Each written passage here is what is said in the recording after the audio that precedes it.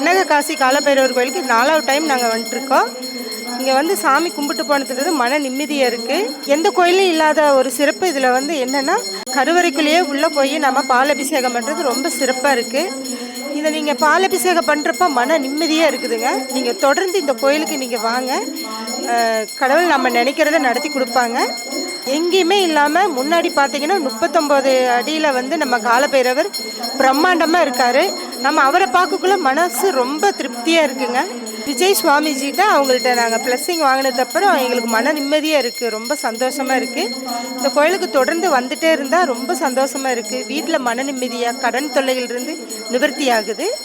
நீங்கள் எல்லாருமே வந்து இந்த கோயிலில் வந்து ஒரு டைம் வந்து பாருங்கள். நீங்கள் தொடர்ந்து வரதுக்கு உண்டான சூழலை வந்து இவங்க ஏற்படுத்தி கொடுப்பாங்க. காசி பைரவர் திருக்கோவிலில் நாள் முழுவதும் அன்னதானம் நடைபெறுகிறது. பூர்வ ஜென்ம பாவங்கள் நீங்கி உங்கள் பிரார்த்தனைகள் நிறைவேற அன்னதானம் செய்து பைரவர் அருள் பெறுக.